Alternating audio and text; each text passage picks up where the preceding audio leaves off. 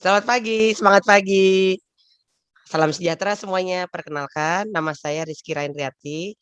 Saya adalah penulis capaian pembelajaran seni rupa. Pertama, saya ingin mengucapkan terima kasih kepada teman-teman semua yang sudah dengan sadar memilih untuk menjadi bagian dari program Sekolah Penggerak. Dan terima kasih juga kepada teman-teman semua yang sudah dengan sadar untuk memilih terus-menerus belajar mengembangkan diri. Kami percaya bahwa hasil dari pilihan, teman-teman sekalian untuk terus belajar ini adalah kunci kesuksesan pendidikan Indonesia di masa depan. Dan tentunya kesuksesan pendidikan Indonesia di masa depan akan berpengaruh pada kesuksesan Indonesia. Oke, teman-teman, pendidikan itu bukanlah sebuah tujuan. Jadi pendidikan itu adalah perjalanan itu sendiri ya, teman-teman, dan, tentunya, semua perjalanan itu memiliki tujuan. Dan apakah tujuan dari pendidikan Indonesia? Itu adalah membentuk profil pelajar Pancasila. Di sini maksudnya adalah pelajar yang gemar belajar dan terus belajar sepanjang hayat, ya, seorang lifelong learner. Eee, kemudian, mereka juga, berkompetensi global dan hidup berlandaskan nilai-nilai 6 dimensi profil pelajar Pancasila, yaitu beriman, berakhlak, beriman, bertakwa kepada Tuhan Yang Maha Esa, dan berakhlak mulia. Berakhlak mulia kepada dirinya sendiri, kepada Tuhan, kepada sesama, kepada makhluk lain ya, hewan, tumbuhan, alam sekitar, dan juga negara. Kemudian juga, dimensi yang berikutnya adalah berkebinekaan global, menerima dan menghargai perbedaan, kemajemukan ide, budaya yang ada di sekitarnya. Yang berikutnya adalah mandiri, yaitu siswa mampu meregulasi diri. Siswa menghargai, bangga akan dirinya sendiri. Kemudian, mampu merencanakan strategi pembelajaran yang tepat untuk mengembangkan dirinya sendiri. Jadi ada kesadaran di situ, ada kepemilikan atas proses belajar dirinya sendiri. Yang berikutnya adalah bergotong royong. Jadi siswa mampu bekerja sama dengan segala lapisan masyarakat. Tidak memandang, latar belakang, suku, agama, ras, status ekonomi, jabatan apapun. Mereka bisa bergotong royong bekerja sama untuk mencapai sebuah tujuan. Yang berikutnya adalah bernalar kritis dan tentu saja, nalar kritis ini menghasilkan kreativitas. Jadi dimensi yang keenam adalah kreatif. Oke, saya akan, share dulu ya, eee, teman-teman mengenai apa sih yang yang ingin kita, bicarakan pada hari ini. Hari ini kita akan membicarakan, mengenai capaian pembelajaran. Apa itu, capaian pembelajaran? Nah, untuk mencapai tujuan kita tadi nih, yaitu membentuk profil pelajar Pancasila, maka pemerintah pusat sudah menyiapkan sebuah alat pandu, sebuah kompas atau sebuah GPS ya, Global Positioning System, atau mungkin juga, North Star gitu ya, bintang utara penunjuk jalannya itu berupa capaian pembelajaran. Nah, capaian pembelajaran ini, merupakan kompetensi pembelajaran yang harus dicapai peserta didik pada setiap, tahap perkembangan, mereka, ya, pada satuan pendidikan dasar dan menengah. Capaian pembelajaran ini juga memuat sekumpulan kompetensi dan lingkup materi yang disusun secara komprehensif dalam bentuk narasi. Jadi, bentuknya itu seperti paragraf, ya, bentuknya adalah paragraf yang berisi kompetensi minimum tadi, yang diharapkan dapat dicapai oleh siswa di setiap fase. Akan ada 6 fase di sini, yaitu fase A, itu umumnya untuk kelas 1 dan 2 SD, kemudian fase B untuk kelas 3 dan 4 SD, fase C itu untuk kelas 5 dan 6, kemudian fase E ini berbeda sendiri, itu untuk SMP, jadi kelas 7, 8, 9. Kemudian fase E itu juga unik, hanya 1 tahun, yaitu untuk kelas 10 saja. Kemudian ada fase F untuk kelas 11 dan 12. Nah, nanti teman-teman akan lihat, dalam paparan selanjutnya, dalam dokumen bahwa Sifat dari CP ini global dan memberi, ruang keleluasaan bagi satuan pendidikan untuk mengembangkan, sesuai kemampuan, potensi, visi misi, dan juga konteksnya masing-masing. Nah, ini yang tadi kita bicarakan ya teman-teman. Jadi kalau saya umpamakan nih, eee teman-teman ini ingin mengunjungi saya gitu ya, ingin mengunjungi saya di sebuah tempat bernama Profil Pelajar Pancasila. Nah, untuk menuju ke situ, mungkin saja kan teman-teman datang dari daerah yang berbeda-beda di Indonesia.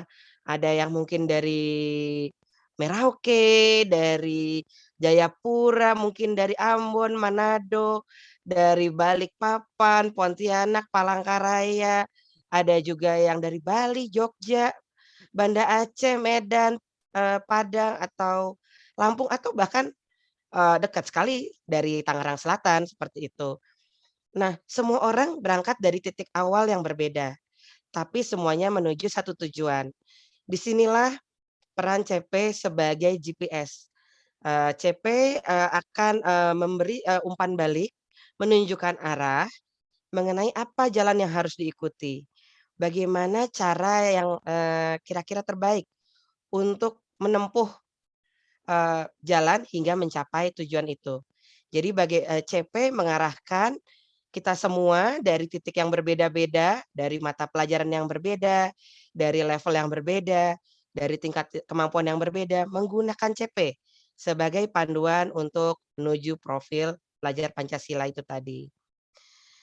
Nah, capaian pembelajaran di sini itu sifatnya vertikal. Jadi ada gradasinya ya, terlihat, bagaimana semakin lama pengetahuan dan juga, skill ini semakin, berkembang. Jadi dalam penulisan CP ini tentu saja sangat mempertimbangkan tahapan perkembangan siswa ya, baik secara kognitif maupun, non kognitif. Dan mengembangkan keleluasaan bagi setiap satuan pendidikan untuk mengembangkan tadi ya, sesuai kemampuan, visi misi, potensi, dan konteksnya. Jadi mungkin saja untuk mencapai sebuah tujuan, eee, teman-teman yang berada di daerah taruhlah, eee, Sulawesi Selatan ya, mungkin di, Makassar, ini akan berbeda sekali dengan yang di daerah Pegunungan Bromo misalnya gitu. Jadi dalam penerapannya nanti CP ini bisa, ditempuh dengan berbagai cara. Jadi sekali lagi yang terpenting adalah esensinya, adalah tujuannya, oke, yaitu membentuk profil pelajar Pancasila, pelajar yang senang belajar sepanjang hayat, berkompetensi global dan hidup berlandaskan, nilai-nilai 6 dimensi profil pelajar Pancasila. Dalam, pembuatannya, CP itu mempertimbangkan prinsip pembelajaran yang yaitu terukur dan spesifik. Jadi, yang ditekankan di dalam CP ini adalah pemahaman.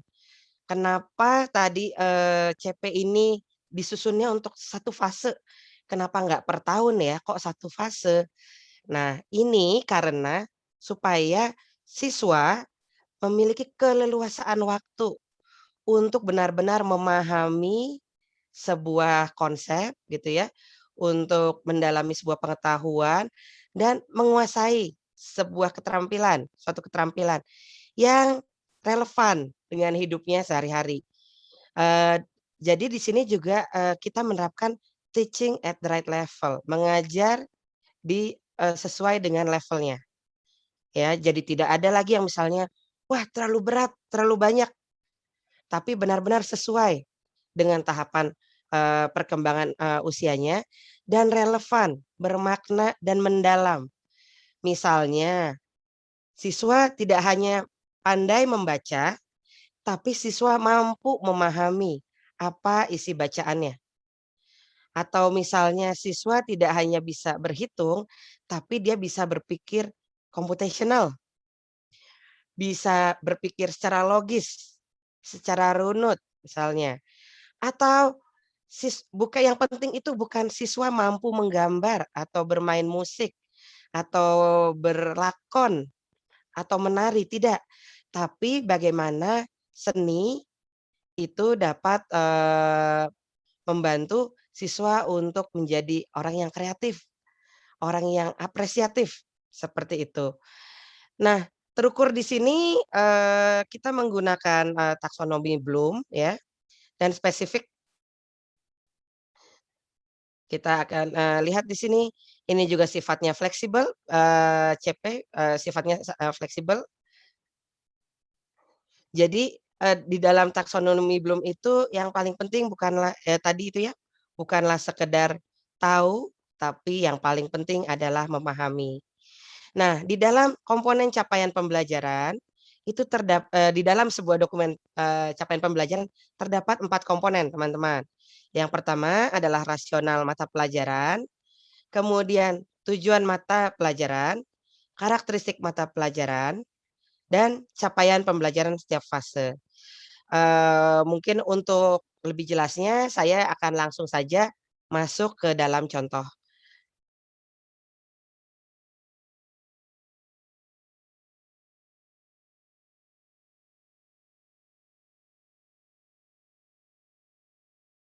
Nah, karena saya adalah penulis capaian pembelajaran seni rupa, maka saya akan menggunakan, CP seni rupa sebagai contoh.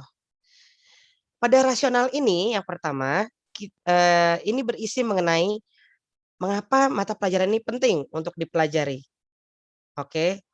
Dan, yang perlu teman-teman ingat bahwa tidak ada satu mata pelajaran pun yang lebih penting dari yang lainnya. Semua mata pelajaran itu sama pentingnya, saling terhubung dan saling menguatkan siswa untuk mencapai profil pelajar Pancasila itu tadi. Di rasional CP ini juga memuat apa relevansi mata pelajaran dengan kehidupan siswa. Di sini saya cantumkan, rasionalnya. Rasionalnya terdiri dari 5 paragraf, tapi secara garis besar yang saya highlight berwarna kuning itu adalah alasan kenapa mata pelajaran ini penting untuk dipelajari. Misalnya ya, saya bacakan, sebenarnya yang paling penting di seni rupa adalah, pelajaran ini akan membantu siswa untuk memiliki kepekaan terhadap keindahan, ya. Sehingga mereka bisa memaknai hidupnya dan menjalani hidupnya dengan optimal.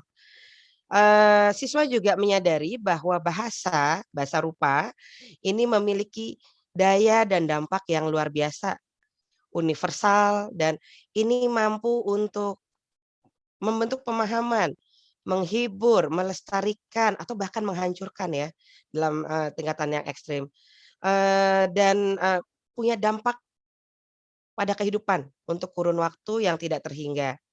Kemudian pembelajaran seni rupa ini penting karena ini melatih siswa untuk berpikir terbuka, apresiatif, empatik, menghargai, dan bertoleransi, terhadap keberagaman. Dan juga siswa memiliki pengalaman estetik, pengalaman untuk menerima, mengalami, mengolah, dan mengekspresikan keindahan dari dirinya, yang dituangkan dalam bentuk karya seni rupa. Karya, ini mencerminkan emosi dan hasil pemikiran yang berdampak.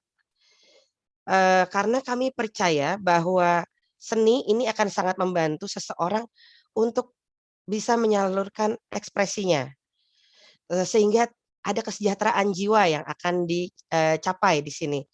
Karena kami percaya kesejahteraan jiwa ini sangat penting, bagi seseorang untuk dapat berfungsi optimal dalam masyarakat. Jadi kalau seseorang yang mungkin banyak memendam rasa, tidak bisa mengekspresikan diri, bisa terbayang betapa tertekannya dan, ini mungkin akan mempengaruhi kesejahteraan jiwanya. Tidak tenang, gelisah, stres, dan pada akhirnya tidak bisa berfungsi secara optimal dan pada akhirnya ya tidak tercapai nanti profil pelajar Pancasilanya. Dan yang kemudian kenapa penting untuk seseorang siswa ini untuk belajar seni rupa agar mereka dapat menghargai dan melestarikan budaya terutama budaya Indonesia. Karena, eee, bagaimanapun mereka adalah orang Indonesia profil pelajar Pancasila ini untuk Indonesia. Jadi penting sekali buat mereka mengetahui, menghargai, dan tentunya melestarikan, karena tidak mungkin melestarikan kalau kita tidak menghargai.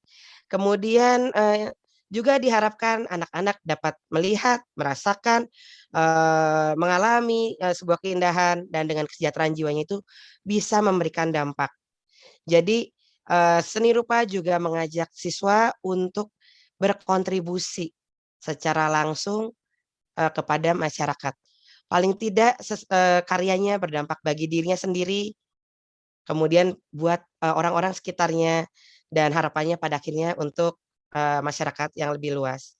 Dan tujuan akhirnya apa dari rasional ini, eee, yang berwarna biru di sini saya highlight untuk, membentuk profil pelajar Pancasila. Di dalam dokumen berikutnya juga terdapat tujuan, CP. Ya tujuannya seperti yang tadi sudah kita, sebutkan berulang-ulang adalah untuk membentuk profil pelajar Pancasila. Jadi, capaian ini juga, menunjukkan bahwa seni rupa bertujuan menjadi wahana yang menyenangkan bagi siswa untuk mengalami gimana sih, bagaimana kreativitas dapat membantu meningkatkan kualitas hidupnya. Anak-anak kita sekarang belajar sesuatu, mungkin saja nanti apa yang mereka pelajari saat ini sudah tidak lagi relevan di masa depan. Nah, tujuan CP ini adalah bagaimana menyiapkan, membekali anak-anak dengan kreativitas, dengan nalar kritis, dengan kemampuan untuk, bekerja mandiri dan bergotong royong, dan bagaimana mereka, berkebinekaan global untuk mengekspresikan dirinya sebagai makhluk yang beriman, bertakwa kepada Tuhan Yang Maha Esa, dan berakhlak mulia. Jadi tujuannya, eee, adalah menjadi wahana yang menyenangkan gitu ya, untuk mendorong siswa menjadi seorang lifelong learner. Karena pembelajaran yang menyenangkan itu adalah kuncinya. Kalau siswanya tidak senang belajar, pasti mereka tidak akan mau untuk belajar lagi dan akhirnya tidak menjadi lifelong learner itu tadi. Di dalam dokumen CP juga memuat karakteristik mata pelajaran. Ini berisi kekhasan mata pelajaran dan pendekatan pembelajaran yang digunakan. Misalnya pada, pembelajaran kami di, mata pelajaran seni rupa itu karakteristiknya adalah memberi ruang bagi pelajar. Jadi ada ruang, ada keleluasaan untuk mereka melihat sendiri, mengamati, merasakan dari berbagai sudut pandang. Kemudian menumbuhkan jiwa yang menghargai keindahan, kemanusiaan, empati, dan toleransi. Mereka mampu nih, mereka ulang, sebuah pemahaman, mendokumentasikan prosesnya, dan, karakteristiknya adalah menghargai proses. Jadi di seni rupa yang terpenting adalah prosesnya, bukan hasilnya. Kemudian yang keempat, itu menghargai keunikan dan kemajemukan ide, nilai, value ya, value kehidupan, dan juga budaya. Dan bahwa seni rupa juga terkait dengan disiplin keilmuan lain dan berbagai aspek kehidupan manusia. Kemudian di dalam, sebuah CP, itu juga akan memuat elemen atau strengths yang melandasi pembelajaran. Pada seni rupa, kami memiliki, elemen yaitu berpikir dan bekerja artistik, kemudian ada mengalami, eee, ke kemudian menciptakan atau melakukan ya, berikutnya adalah, merefleksikan dan terakhirnya berdampak. Apa sih yang dimaksud dengan mengalami di sini? Mengalami maksudnya adalah mengenali, merasakan, bereksperimen, merespon berbagai sumber dari aneka gaya seni rupa, era, dan budaya. Termasuk juga mengeksplorasi berbagai media, alat, dan bahan teknologi dan proses untuk menciptakan sebuah karya. Jadi, mengalami di sini merupakan proses merekam dan mengumpulkan informasi, pengalaman, visual dari kehidupan sehari-hari. Jadi, dari mengalami ini, siswa tahu nih, oh ternyata untuk bekerja dengan pensil warna itu berbeda ya, dengan, bekerja dengan cat. Yang satu pewarna kering, satu pewarna basah, pastinya pandangannya juga berbeda. Kemudian misalnya, dalam hal menggunting dan menempel, siswa jadi tahu, "Oh, saya tidak punya gunting, apa yang bisa saya lakukan? Oh, mungkin saya bisa merobek. Bagaimana ya supaya merobeknya bisa rapi? Mungkin saya bisa lipat dulu lalu saya robek pelan-pelan sesuai dengan lipatan, atau saya menggunakan penggaris misalnya untuk menahan. Kemudian lem, wah lem ini saya tidak punya, ini terlalu mahal. Apa ya yang bisa saya lakukan? Oh, saya lihat di sekitar saya, apa ya yang kira-kira selama ini saya lihat sepertinya bisa merekat. Mungkin menggunakan nasi, menggunakan kanji, atau menggunakan, selotip atau apapun yang lainnya. Jadi mengalami ini penting sekali, mengalami seni rupa. Saya rasa ini juga sama di semua pelajaran lain, mengalami matematika, mengalami beragama, mengalami berbahasa, mengalami sains, ya. Jadi semua ini, eee, semua pembelajaran itu pasti mengandung unsur mengalami. Kemudian yang berikutnya dari pengalaman itu akan menghasilkan daya, kreativitas, imajinasi, pengalaman untuk menciptakan sesuatu. Menciptakan di sini maksudnya untuk melakukan, membuat sesuatu berdasarkan gagasannya sendiri.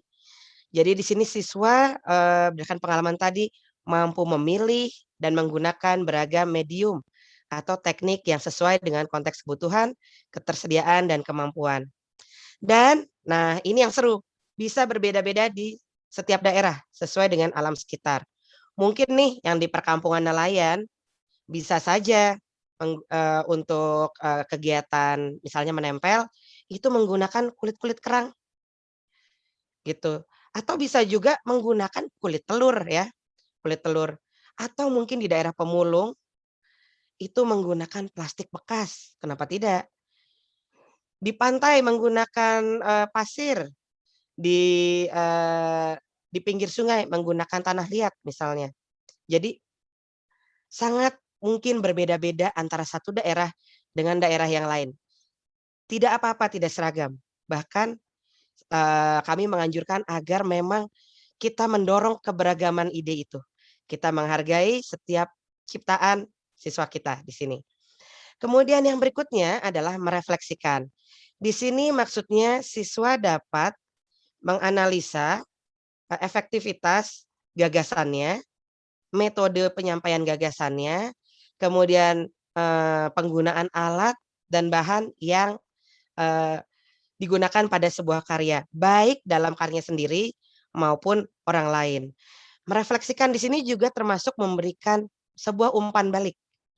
Umpan balik ini dipandang sebagai informasi netral yang berguna untuk mereka, merancang strategi pembelajaran atau strategi pengembangan diri yang tepat untuk mereka sendiri.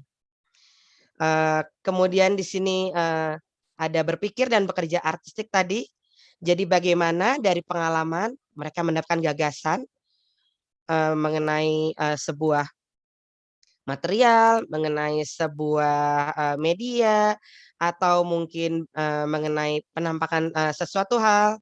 Kemudian mereka juga mengenali prosedur untuk berkarya. Misalnya nih, kalau saya ingin membuat lukisan, maka bagaimana ya langkah pertamanya? Apakah saya langsung, melukis atau saya harus membuat sketsa dulu, atau bagaimana? Kemudian apa ya yang bisa saya gunakan? Seperti itu. Kalau misalnya saya tidak punya kanvas, apakah saya bisa melukis di atas kain? Apakah saya bisa melukis di atas, kayu? Nah, ini adalah bagian dari bekerja dan berpikir artistik.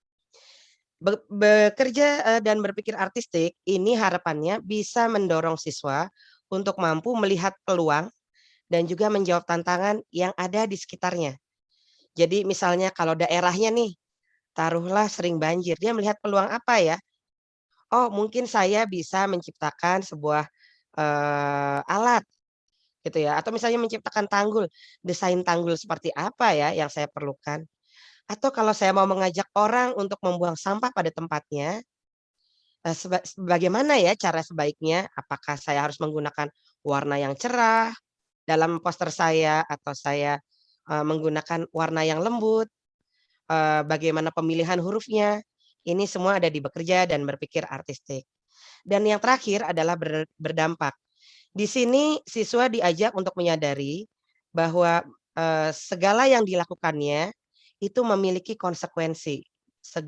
Setiap pilihan itu memiliki konsekuensi, termasuk ketika ia berkarya, bahwa karyanya punya dampak paling tidak untuk dirinya sendiri, mungkin dia merasa lega, merasa senang, bahagia, plong gitu ya, setelah berkarya dan mungkin saja itu juga punya dampak untuk orang lain, bagaimana orang lain yang melihat itu merasa terhubung dan tergugah untuk, melakukan sesuatu. Jadi di sini, siswa diajak untuk bertanggung jawab atas, pilihan, eee, dan karyanya masing-masing. Oke, kita akan masuk kepada contoh bunyi capaian pembelajaran. Kali ini saya mengambil, contoh pada fase A, seni rupa fase A. Umumnya kelas 1 dan 2. Eee, pada capaian pembelajaran seni rupa, kami juga mencantumkan dulu, semacam penjelasan mengenai seperti apa sih kondisinya fase A itu. Ternyata fase A itu yang umumnya adalah anak kelas 1, 2 itu terdiri dari, 2 fase. Umumnya anak-anak kelas 1 itu berada di prabagan. Gambar-gambarnya masih, jauh dari proporsional tentunya, tidak ada garis pijak, garis horizon, semuanya sama besar, tidak ada jauh dekat. Kemudian, eee, biasanya gambarnya tembus pandang, rumahnya terlihat isi dalamnya, dan, mereka kebanyakan sambil bercerita. Kemudian di masa Bagan ini bentuknya sudah lebih jelas. Misalnya, ketika siswa diminta membuat lingkaran, mereka sudah dapat membuatnya. Ini berbeda dengan, eee, kelas 1 yang umumnya masih bentuknya tidak beraturan. Sehingga bunyi capaian pembelajaran fase A seni rupa adalah, di akhir fase A, siswa mampu menggunakan bentuk-bentuk dasar geometris sebagai ungkapan ekspresi kreatif dalam respon berbagai objek dari dunia sekitarnya dengan konsep bentuk yang jelas, ya. Ini sangat global, bunyinya sangat umum. Ok, jadi kenapa sangat umum? Lagi-lagi karena untuk memberikan keleluasaan bagi setiap satuan pendidikan untuk mendesain kegiatan yang sesuai dengan kemampuan, potensi, dan konteks daerah masing-masing. Di sini ada, capaian per elemen ya, di sini juga, di dalam dokumennya terdapat capaian pada fase tersebut per elemennya. Kalau tadi saya sebutkan di seni rupa itu ada 5 elemen, eee, ini adalah penjelasan capaian pembelajaran untuk setiap elemen tersebut. Untuk fase A, pada elemen berpikir dan bekerja artistik, di akhir fase A, dengan kata lain di akhir kelas 2, siswa itu diharapkan sudah mampu mengenali dan membiasakan diri dengan berbagai prosedur sederhana untuk berkarya dengan aneka pilihan yang tersedia di sekitarnya. Jadi tidak ada, eee, alat atau metode yang, eee, tepat harus digunakan, tidak ada. Ini, nanti pilihan satuan pendidikan masing-masing ya. Jadi apa yang tersedia di sekitar itu yang kita berdayakan. Kemudian siswa mengetahui dan memahami keutamaan faktor keselamatan dalam bekerja. Ini penting sekali, tidak hanya untuk seni rupa, tapi untuk segala hal. Kemudian pada elemen mengalami, di akhir fase A, siswa diharapkan mampu mengamati, mengenal, merekam, dan menuangkan pengalaman kesehariannya secara visual, ya dalam bentuk yang terlihat nih maksudnya, dengan menggunakan bentuk-bentuk geometris. Kemudian siswa mengeksplorasi alat dan bahan dasar dalam berkarya. Siswa juga mampu mengenali prosedur dasar dalam berkarya. Jadi di akhir kelas 2, harapannya siswa sudah tahu apa yang harus dilakukannya ketika ia mau menggambar, mau mengunting, mau menempel, mau melipat, mau menyusun sesuatu, mereka sudah tahu apa yang, harus dilakukan. Kemudian untuk elemen menciptakan, di akhir fase A, diharapkan siswa sudah mampu menciptakan karya dengan mengeksplorasi dan menggunakan elemen-elemen seni rupa. Dalam hal ini, dibatasi 3 saja untuk, fase A, yaitu garis, bentuk, dan warna. Nah, ini yang bakalan, menjadi sangat seru teman-teman, gitu. Ketika merancang kegiatannya nanti, itu diberi keleluasaan setiap satuan pendidikan. Misalnya untuk mengenalkan garis, bisa saja melalui gambar, melalui menyusun sesuatu mungkin ranting-ranting, menyusun, sedotan atau menyusun batu-batu, kemudian juga bisa melalui, menempel, melukis, mewarnai, bisa juga dengan, kalau misalnya mau ya, dengan membuat, sebuah benda dari, bahan bekas. Banyak sekali cara yang bisa dilakukan untuk menciptakan. Ini sebabnya dibuat begitu umum agar teman-teman leluasa menciptakan aktivitas yang sesuai dengan potensi di sekitar. Yang berikutnya untuk merefleksikan, untuk fase A, itu siswa mampu mengenali dan menceritakan fokus dari sebuah karya, yang diciptakan maupun yang dilihatnya. Jadi baik karyanya sendiri maupun orang lain, siswa bisa langsung menangkap, "Oh ini, eee, tema utamanya sepertinya ini."